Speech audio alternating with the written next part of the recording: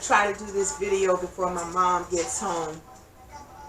And shout out to Multi-Dimensional Foster eBay. His music is phenomenal. I mean, I love his vibe. So check him out, Foster eBay, Multi-Dimensional YouTube. But what I want to discuss is regarding couples.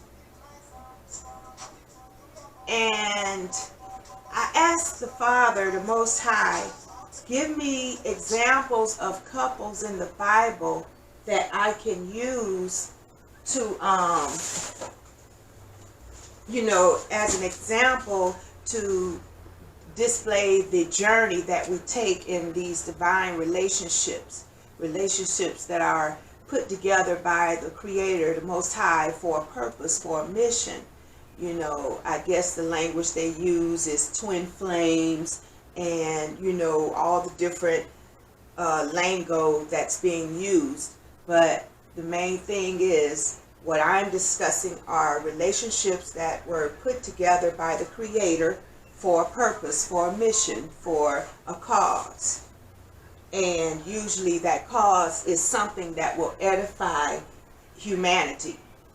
You know, something that will build humanity, whether it's by example, leading by example, or by a service, or by sponsorship, or whatever the case may be. It's called of God, of the Creator, of the Most High. Okay, so the first couple that I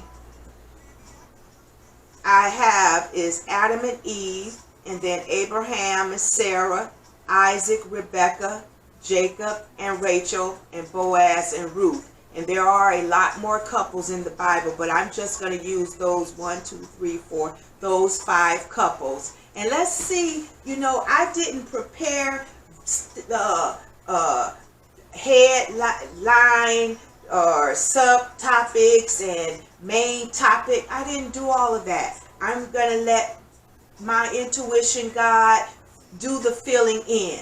I know basically what the subject is about, but I'm going to let the Most High Creator do the filling it in. You know, that's me. I go with the flow. I live and move and have my being. So let's see what is going to be said. You know, I did the basic groundwork of the study. Okay, so with Adam and Eve, we're going to go to Genesis 2, verse 24 and 25. I don't know if you all can hear the music that I'm playing in the background, but again, it is Foster eBay, multi-dimensional young man, very talented, and he helped teach me a lot regarding astrology. Okay, Adam and Eve, Genesis 2, verse 24 and 25. We're going to start there with the beginning, because I think that we start in the garden and we should wind up being back in the garden. I think that's our whole journey. Whether you want to say we start with the Spirit, being God in the Spirit, and that should be our journey, evolving back to that beginning where we started from, getting back to where we started from, going back to the Garden of Eden. So Adam and Eve is starting in the Garden of Eden, and we should end up back to where we came from.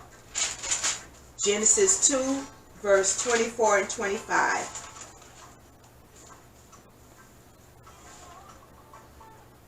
So we've gone off of Foster eBay. Now we have Queen Makeda,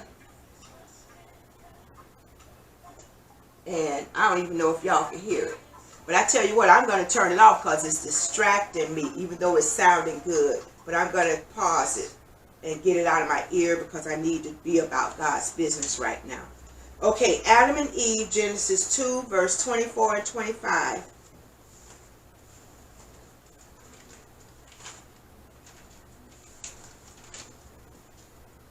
it says, therefore shall a man leave his father and his mother, and shall cleave unto his wife, and they shall be one flesh.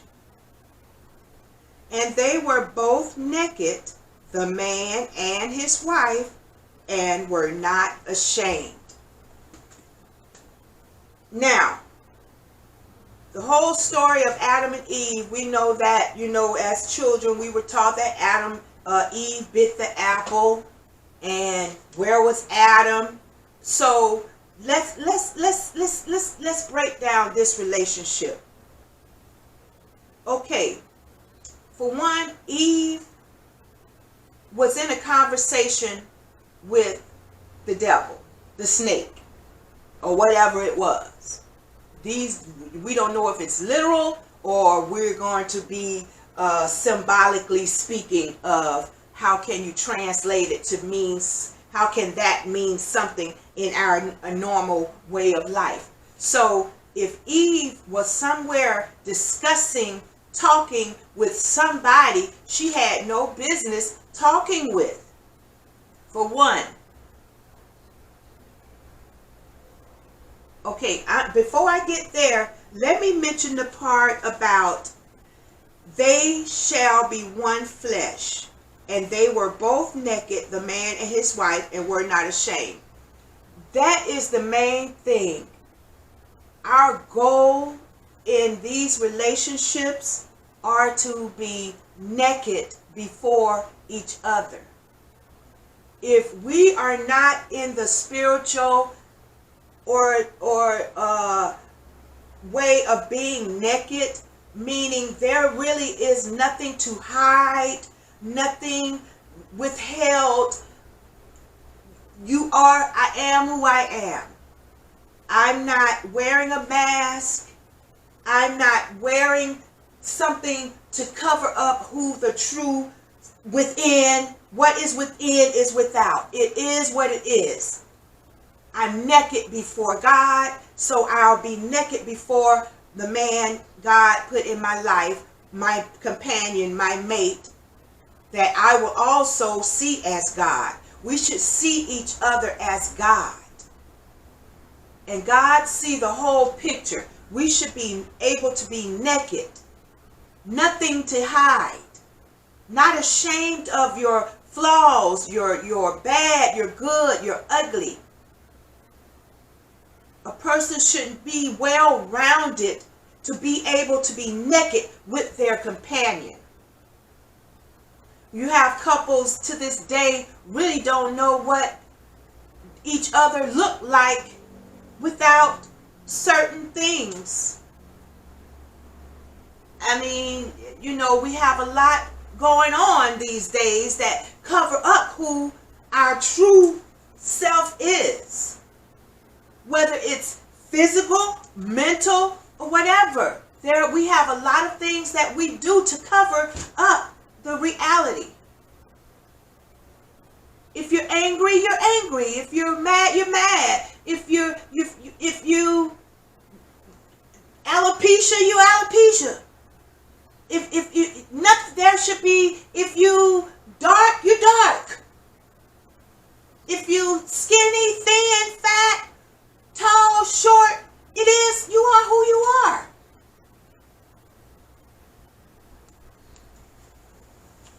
I'm not ashamed of who I am. I'm not going to go try to bleach my skin.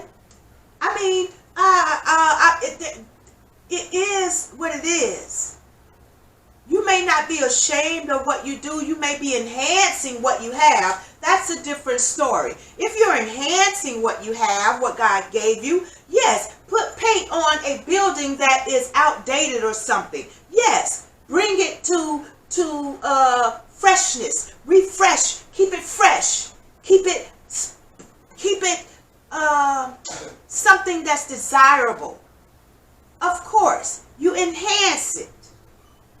But enhancing does not mean being ashamed of. I don't want them to see me without this. Or I can't say this because. Or I can't let them know this is a part of me because. That is not being naked before your partner.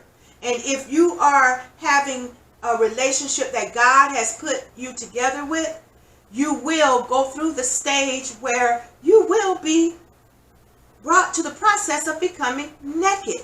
The two shall become one. That is a part of the two becoming one. Being naked in front of each other. And not just talking about physical in front of each other. Naked, the naked. Of course, I pray you all can be naked, physical in front of each other without trying to hide or with getting under the cover. I pray he or she can see it is what it is. Because if you're starting there, you got a long way to go with inward. You got to be naked within your mind, within your heart, and within your outward being as well. So becoming one with your mate is that process of becoming naked. They two were naked and were not ashamed. The two shall become one. That's my body. Your body is my body. I'm not ashamed to look at my body. I pray I'm not. So I shouldn't be ashamed to disclose my nakedness before my companion. My good, my bad, my ugly. I am who I am. All of that makes up who I am. Can you handle it? If you can't handle it, then you may not be my companion. If I can handle yours, then I may not be your companion. So that's the Adam and Eve. But again, the Adam and Eve, they were what started the process. Both were in a position, or put it this way, out of place. Where was the other one when something happened that caused them to be cast out of the Garden of Eden? Most people put all the blame on Eve. Okay, if God gave Eve something to do, God also gave Adam something to do. Where was Adam when Eve had so much time to do what she did? Were they out of place? Was Adam out of place? Was Eve out of place? Why weren't they together in doing God's calling, God's mission for them in the garden? Why weren't they together to handle what was trying to tempt Eve? Why didn't Eve go share with her husband what was being told her outside of her husband's knowledge? Why weren't both of them included on making the decision? Not after the fact. Why wasn't both included on making the decision to do what is being done? So part of being one is including each other on decision makings. The two becoming one, masculine and feminine together, and at different times possessing different roles of each or the other. You may be a masculine at one time, or you may be a feminine at the other, but you're becoming one. You're making decisions together. You have a common goal, a common direction the relationship is headed. You have a common source that you answer to. You have a oneness for the relationship. You may not be doing the same jobs together or the same this and that together, but your oneness on the relationship foundation is a must. To be as the Garden of Eden, the two shall be one. You have to come together and make decisions together, not after the fact. And it may seem like a little thing, but the two need to be included even on the little things. The Bible says the little foxes destroy the vine. We have to learn to include the oneness of the mind of the relationship. Decision making. Whether it's money, whether it's vacations, whether it's investments, whether it's employment, whether it's whatever you want to do in the bed, it's the little things. Include each other. That's building the oneness and becoming naked and not ashamed. Why weren't each other in the presence of the other to handle whatever temptation was coming upon one without the other?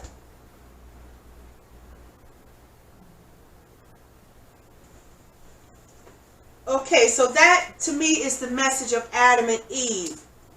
The oneness, becoming one with each other, being naked and not ashamed. And part of being naked and not ashamed of becoming one is including each other on even the small decision making. Bringing it to the table. Not meaning you will both have to be on the same job, the same mission, the same thing. No, God may have each of you doing different things, but when you're coming together for the purpose of God, trust me, the oneness of mind, that has to be there for the foundation of that divine couple, of the starting in the Garden of Eden. You have to start with the oneness of mind. Being naked before each other and not ashamed. It is what it is. Bring it to the table. If they can't handle it, that may not be your companion. Next we have Abraham and Sarah. Okay, with Abraham and Sarah, let's go to Genesis 16:25.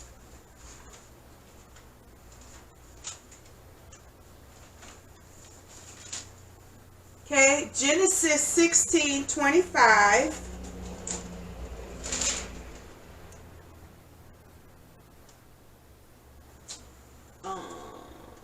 Verse 2. Genesis 16, verse 2 and 5. Okay. And Sarai said unto Abram, Behold, now the Lord hath restrained me from bearing.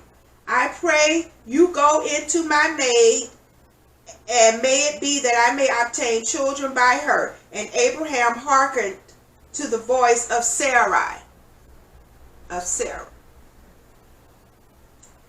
And verse 5, and Sarah said unto Abram, My wrong be upon thee. So, Sarah and Abraham relationship regarding, God promised Abraham children, to be a multitude, father of multitude. And they were wondering, how is this going to happen? By Abraham and Sarah was 100 and Sarah 90 years old. How am I going to be a father of multitude and I'm at old age and my wife old? I'm old, the husband old, the wife old. Where is this promise of God coming to pass? So what happened in that relationship? They were on the same plan. They knew the plan of God. They knew the plan of God. They had the oneness of mind. But because the foundation of what God promised them was taking too long, so somebody came up with the bright idea. Why don't you go do this? Some kind of way Abraham had to feel, that's not the way God told me that it was going to happen. He didn't say nothing about whatever of doing. Sarah was telling him to go to her maid. Maybe that's how God was going to fulfill the promise. Abraham, you knew that wasn't what God told you. Why would you go with what your wife is telling you? Or wife, why would you go with what your husband is telling you? I can understand you want harmony and peace. But if it's not registering in your spirit what your spouse is saying, why don't both of you take a step back and go pray about it till both of you have the peace about it? Don't just make the quick decision and say, okay, quite sure Abraham was going to jump on that. Ooh, he probably was being tempted anyway. And now here you are laying it on a silver platter. Here, take my maid. I think I will. But that was not the plan. But all things work together for good.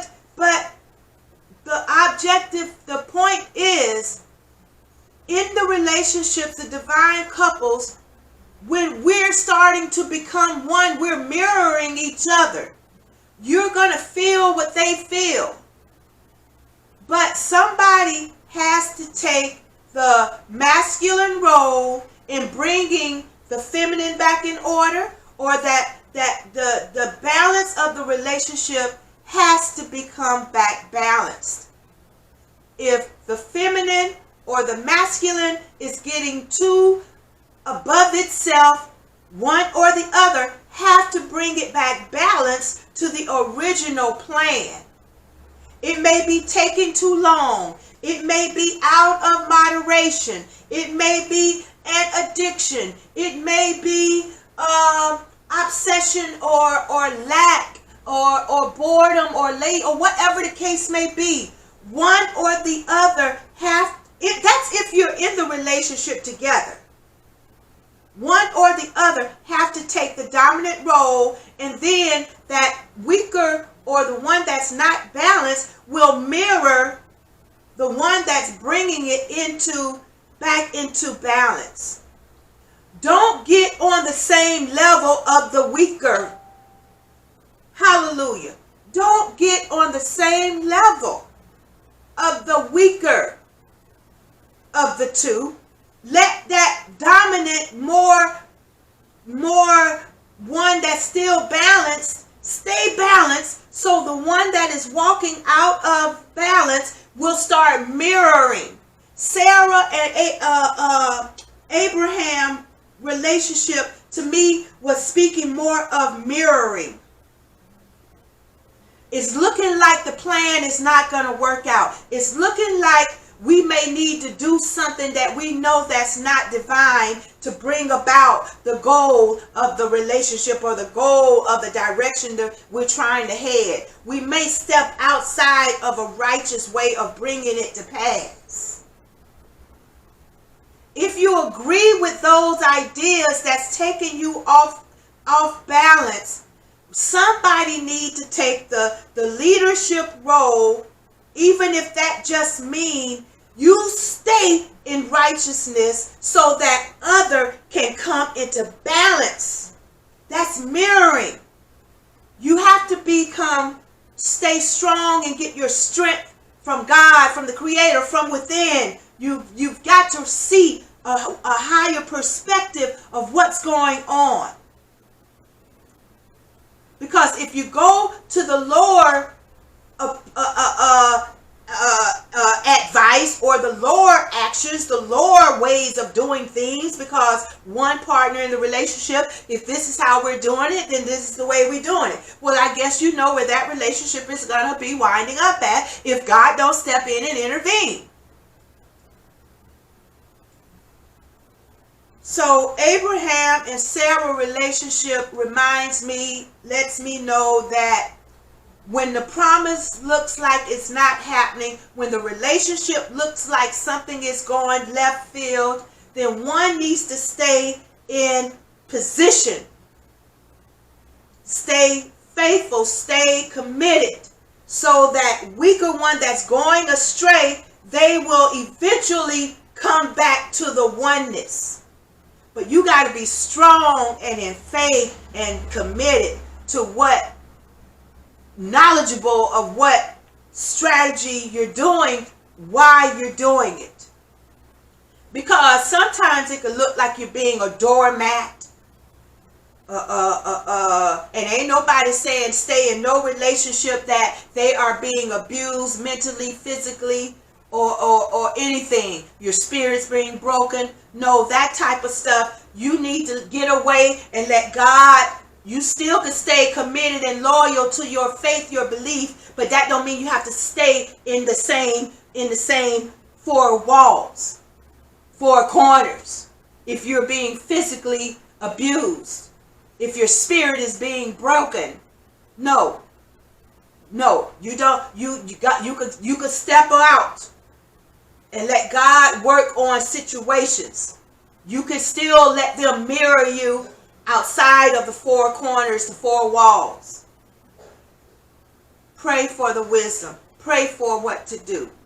But the stronger vessel, if the weaker vessel, the weaker is bringing an advice that, I'm not saying stronger or weaker, it's the advice. If the advice is not where the foundation or where the direction of something is going that is righteous, then it needs to be brought back into perspective.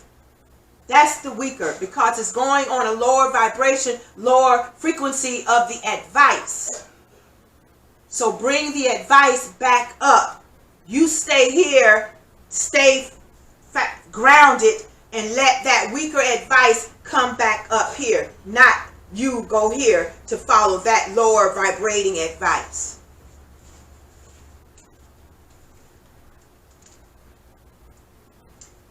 Okay, and another thing, again, Sarah, she did eventually have the baby, and she called it laughter because that baby brought joy.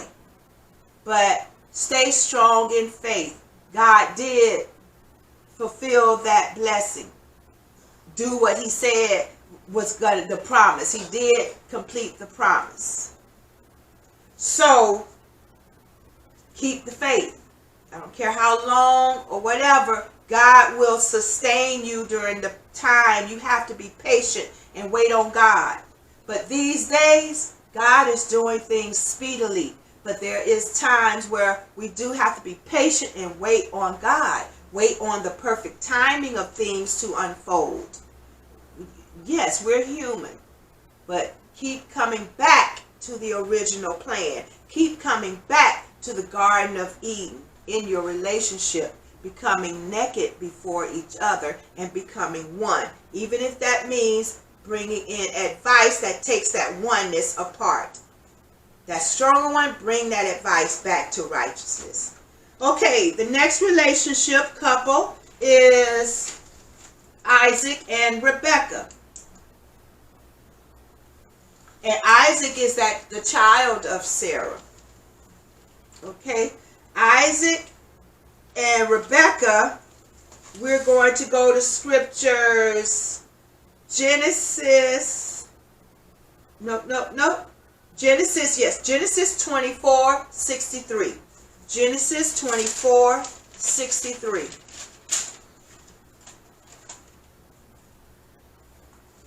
Again, we're on Isaac and Rebekah.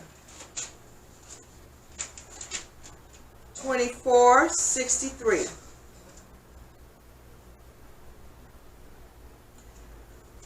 And Isaac went out to meditate in the field at the evening. And he lifted up his eyes and saw, and behold, the camels were coming.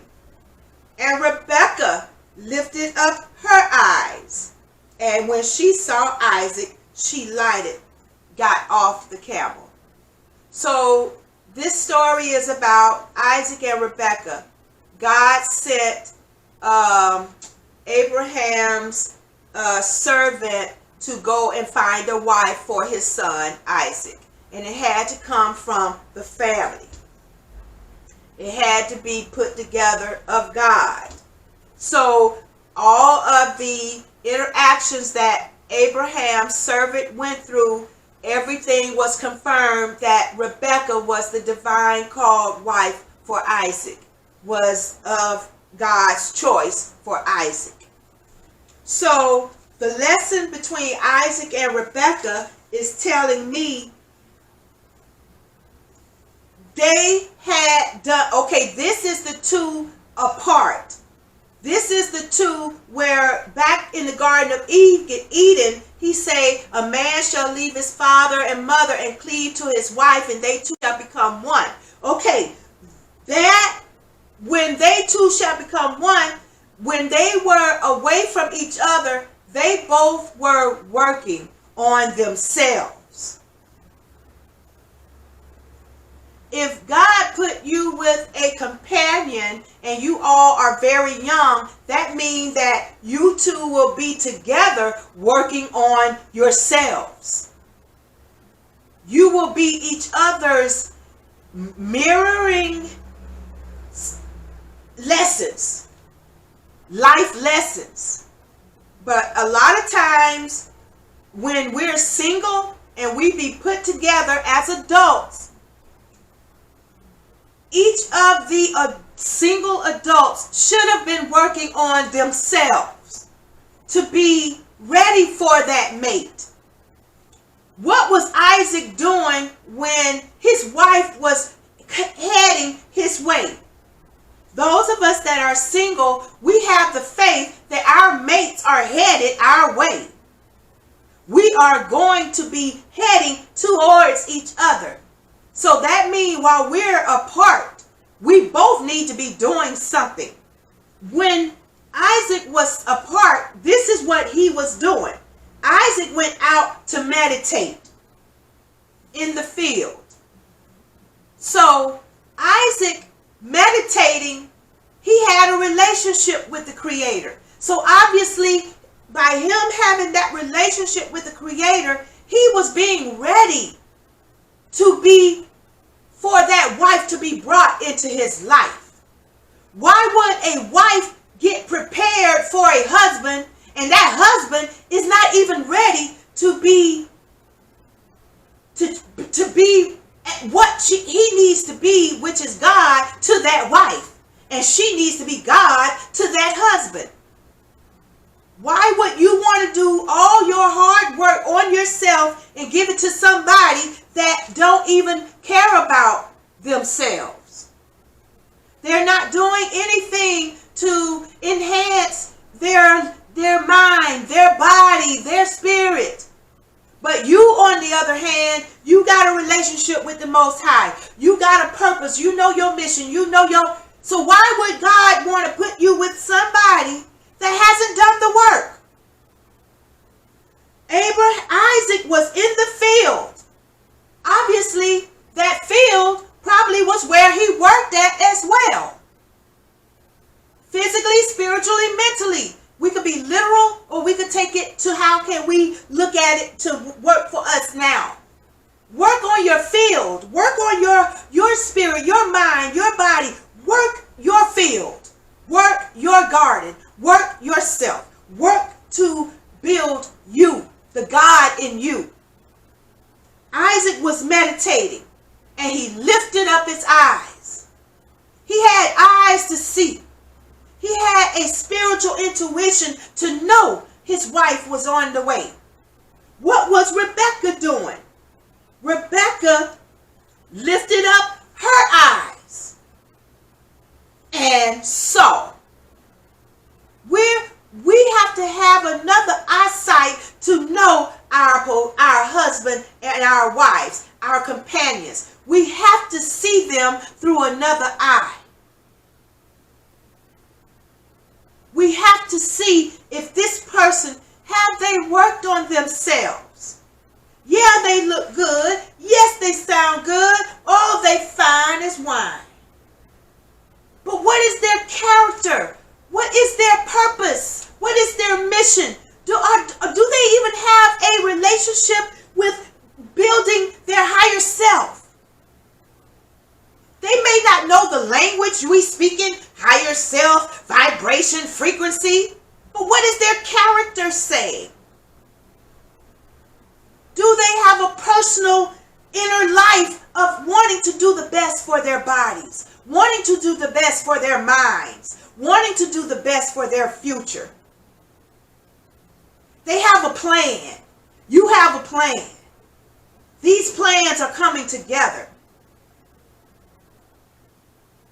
for a life purpose mission.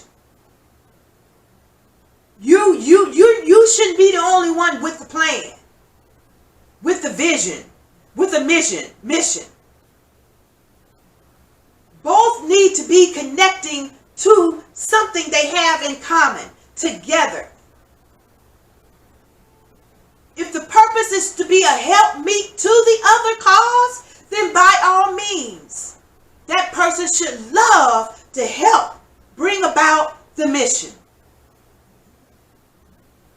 One could be the helpmeet for the other. They both are helpmeets for each other. Helpmates for each other. Yes, one may not have a plan. The plan may be to come help this plan. And they will be delighted. It won't be a burden. It won't be jealousy. It won't be complaining. No, they will be a helper and enhancer to the mission, to the plan, to the cause of why you're connecting. No pride is humiliating, or no pride is egotistical. No whatever. It's balanced to enhance each other. One may make more money than the other, but they will recognize that they too are becoming one.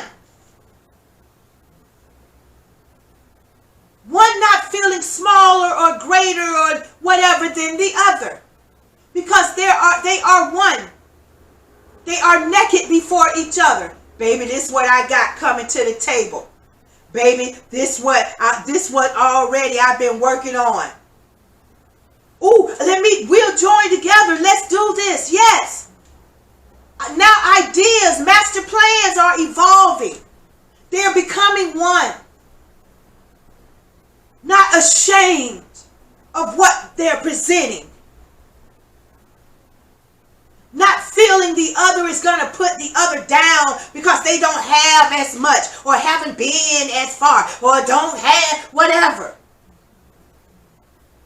If that's the case, that may not be your companion. If there's jealousy, debate, device, or you feeling they make you feel small, that may not be your mate. If it don't fit, don't force it. So that's the lesson Rebecca and Isaac are bringing to me. That both are doing the work and both have been doing the work. Before they even met, they were interested on building the best for themselves. They were building plans for their life as a single person already. And they had eyes to see.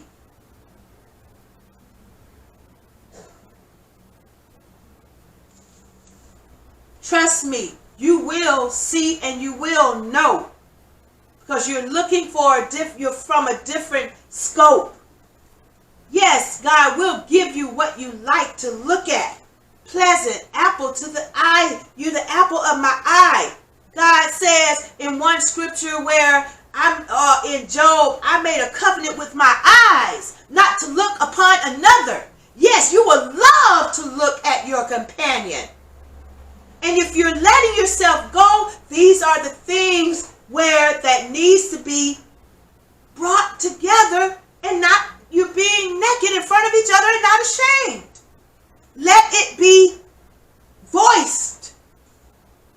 Don't grow apart. Grow together. If you see one going too far to the other level, help that other and be strong. Lift them up. Bring them into balance.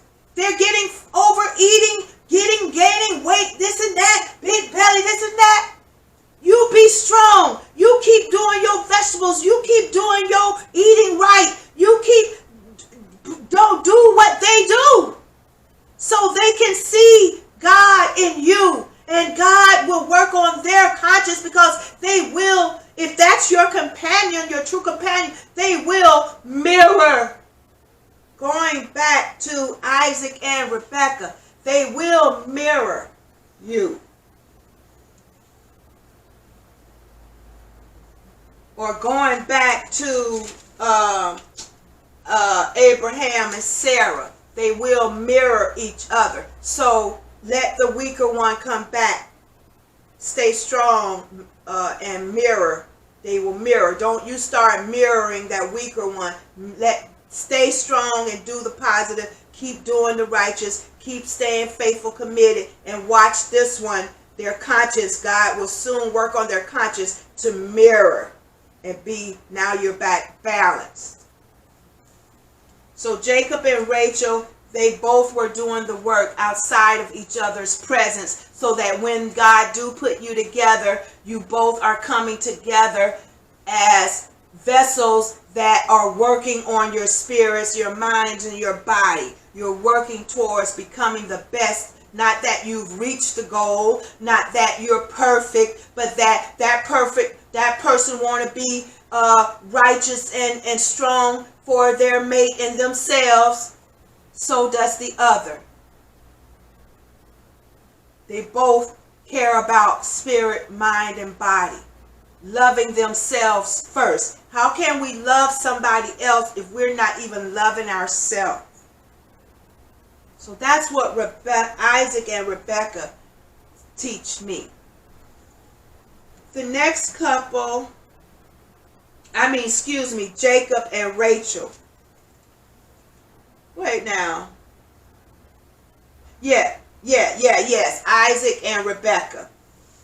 That's what that lesson teach me. That they, when God brought them up, they both lifted up their eyes and saw. And that was Genesis chapter 24, verse 63 and 64. They both lifted up their eyes. They were meditating. They were doing the work. So those of us that are single, do the work on building yourself, loving yourself, to be ready to be equally yoked with your companion. You don't want to be put together unequally yoked. You want somebody that is on your level or higher, because you have that desire to be better of yourself. You don't want somebody that is not concerned about being best. As each grow in the spirit, grow in the mind, grow in the body, become one, become mutual. Okay, and let's see the next couple, and I think this is the last couple. No, Jacob and Rachel. Jacob and Rachel. We got two more couples. Jacob and Rachel. And let's go to Genesis 29, 25, and 6. 25 and 26. Genesis 29, 25, and 26.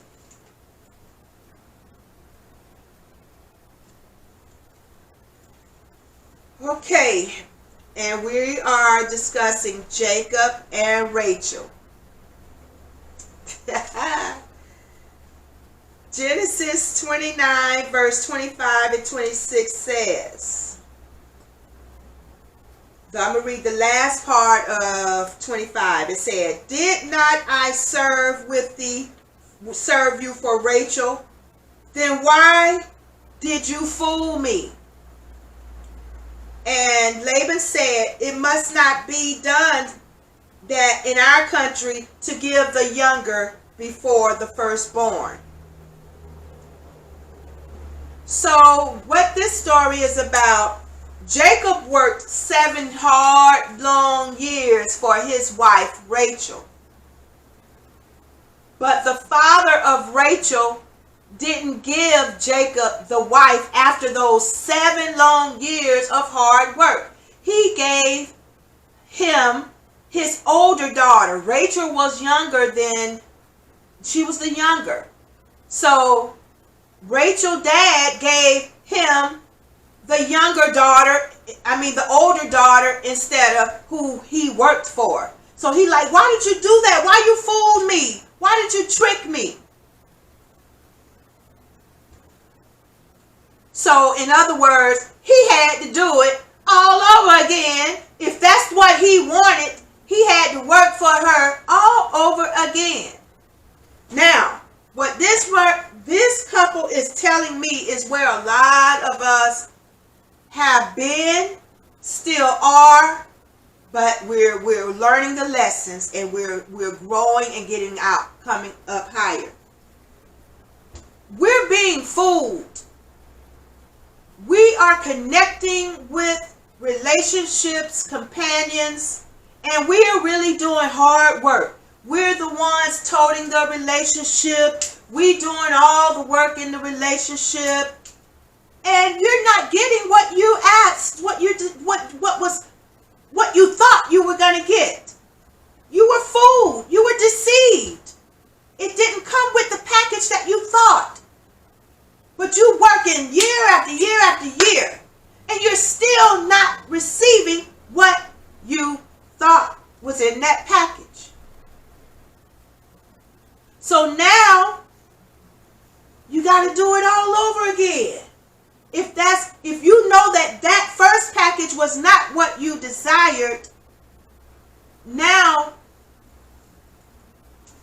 you know how to work for what you really want. Now you know that you're going to work now for what you really want. You're not going to do all the work in vain, because now you know. Now you see. You done did all of that hard work, relationship after relationship after relationship after relationship, broken heart after broken heart after broken heart after broken heart. Now I think we may be learning a lesson. Now we may know how to work for what we really want this time. Because for one, we know we're working for ourselves, to bring out the best. It's not in vain.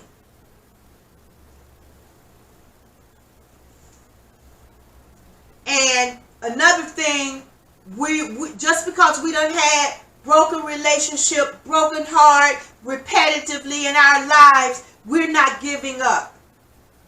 We're not going to give up on love, because we know that there's a divine couple, a divine companion, someone that is mutual to our life. We know it. But will we see it? Will we work on ourselves to manifest it, to bring it? Will we see it when it comes to us? What we're desiring is not going to come to us if we don't have that desire to better our lives and spirits and minds. Why would the Father put his child with somebody that done been doing all the work, with somebody you done did the work in vain, and you got nothing of what you wanted? That's because you did it on your own. There were lessons to be learned. Did we learn the lessons? Did we learn the lessons in these different relationships, in these broken hearts? There are lessons to have been learned. Or are we keep repeating it over and over and over? One of the times we've got to pass the test.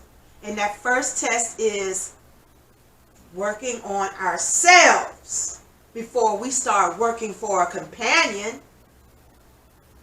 Because if you're not working on yourself, you're going to draw to you vanity, because you're living a life of vanity. Sooner or later, every human being have to sit down and figure out, are you just existing, or are you here to fulfill your purpose in life? Whether you know the purpose or not, or whether you speak it or not, are you living for the better of yourself, of your world, of your mind, of your spirit? If you're in those positions, you're in the flow. We don't have to know the language. What is my calling? What is my purpose? Are you living in a righteous manner? Living and moving and having your being in the God-like manner. Is your life productive? Are your thoughts productive? Are your actions productive? Are you showing love, compassion, giving, mercy? Are you living a life of vision, focus, purpose, which is, it will come, it will flow, it will magnetize to you.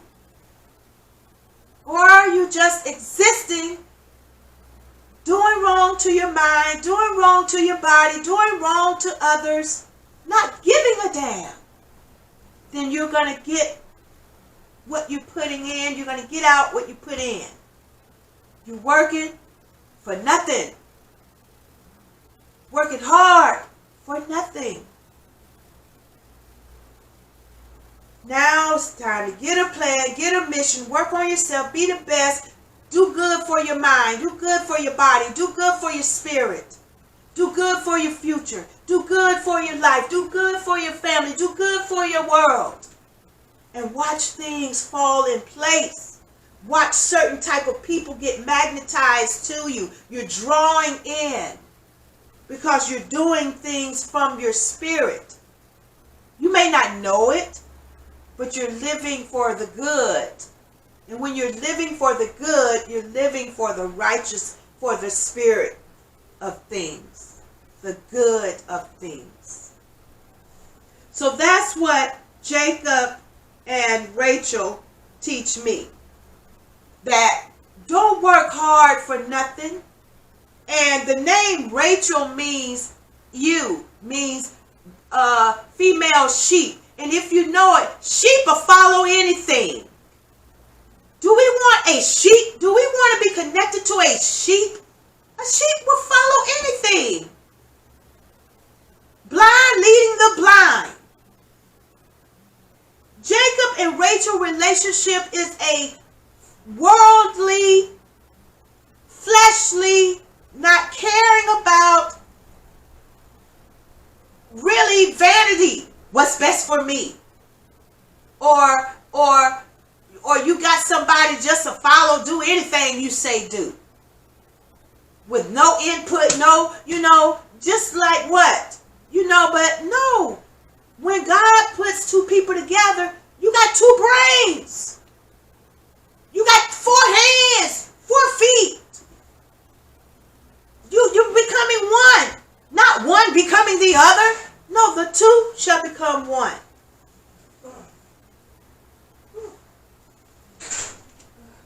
And that's the lesson that I get from Rachel and Jacob. Don't be deceived and work. Hey, Mom. Don't be deceived and work hard for nothing. Know that you've worked on yourself and now you know your companion is on the way. And you will be mutual and you will be coming from a spirit of love. And so will your companion. And last but not least, because my mom came home, let's get it done. It is Boaz and Ruth. And that's coming from scripture Ruth 4:15. Ruth 4:15 says, and he shall be unto you a restorer of your life and a nourisher of your old age.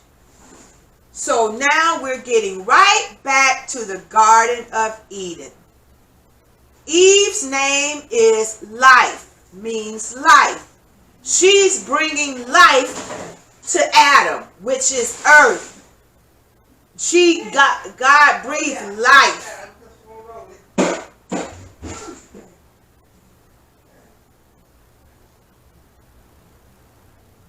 God breathed life into Adam, brought life to Adam. Eve's name means life. So we're going right back to the Garden of Eden. Ruth says her companion should be a restorer of your life. Should I pause it or what? Because I know, right? Let's pause it and then we may take it from there. But I'm going to see. I can finish this before I pause it because I don't even think I know how to pause. But again, the last part of it is Ruth 4:15. He shall be a restorer of thy life. So companions are coming into oneness with each other to bring life to each other. Eve brought life to Adam.